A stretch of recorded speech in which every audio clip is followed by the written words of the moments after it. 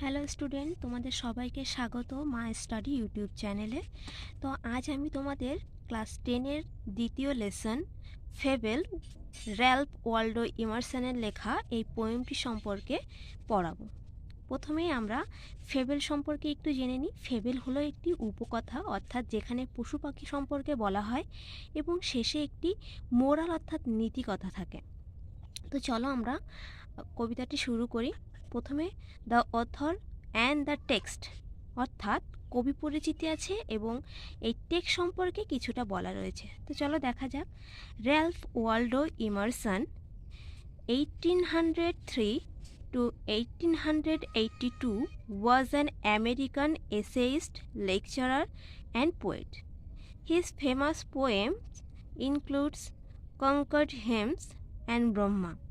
অর্থাৎ Ralph Waldo Emerson 1803 খ্রিস্টাব্দে জন্মগ্রহণ করেন এবং 1882 খ্রিস্টাব্দে মৃত্যুবরণ করেন। তিনি ছিলেন একজন আমেরিকান অর্থাৎ আমেরিকার এসেইস্ট অর্থাৎ প্রাবন্ধিক, লেকচারার অ্যান্ড পোয়েটস এবং কবি। হিজ ফেমাস পোয়েমস ইনক্লুডস, তার যে ফেমাস পোয়েমগুলো রয়েছে তার ভিতরে ছিল কনকর্ড হিম অ্যান্ড ব্রহ্মা এবং ব্রহ্মা। তো এবার আমরা টেক্সট সম্পর্কে একটু জেনে নিই। The poem describe a conversation between the squirrel and the mountain. এই কবিতাটিতে বর্ণনা করা হয়েছে স্কোয়ারেল এবং মাউন্টেনের মধ্যে যে কথোপকথন হয়েছিল সেটাকে। The squirrel point out that, squirrel অর্থাৎ কাঠবিড়ালি এটা দেখিয়েছিল যে ইন দিস ওয়ার্ল্ড, এই পৃথিবীতে every beings living or non living, big or small, had there individual reasons for existence. অর্থাৎ এই পৃথিবীতে যত বস্তু রয়েছে সেটা জীবন্ত হতে পারে বা জড় হতে পারে, ছোট অথবা বড়, তাদের সবারই আলাদা আলাদা পৃথিবীতে বেঁচে থাকার জন্য অর্থাৎ তাদের অস্তিত্বের জন্য আলাদা আলাদা কারণ রয়েছে। Read the following poem. The mountain and the squirrel had a quarrel. পাহাড় এবং কাঠবিড়ালির ভিতরে লাগলো ভীষণ ঝগড়া। কোয়ারেল মানে ঝগড়া।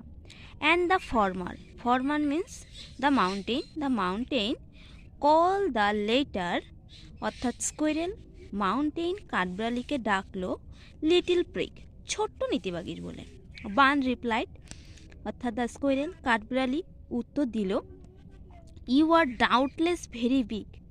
ইউ আর ডাউটলেস মানে তুমি নিঃসন্দেহে, ভেরি বিগ খুব বড়, বাট কিন্তু অল সর্টস অফ থিংস কিন্তু সমস্ত জিনিসই, অ্যান্ড ওয়েদার এবং আবহাওয়া, must be taken in together সমস্তটাকেই একসঙ্গে নিতে হবে, to make up a year and a spare একটা বছরকে কমপ্লিট করতে এবং একটা স্পেয়ার অর্থাৎ ভুলককে কমপ্লিট করতে। অ্যান্ড আই থিঙ্ক এবং আমি মনে করি, এটা নো ডিসগ্রেস এটা অসম্মানের নয়, টু অকুপাই মাই প্লেস আমার স্থান দখল করার।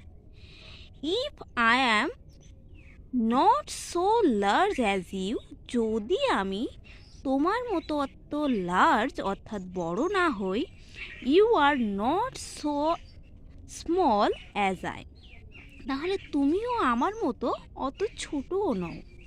And not half so spry এবং তুমি আমার মতো অর্ধেক প্রাণবন্ত নও।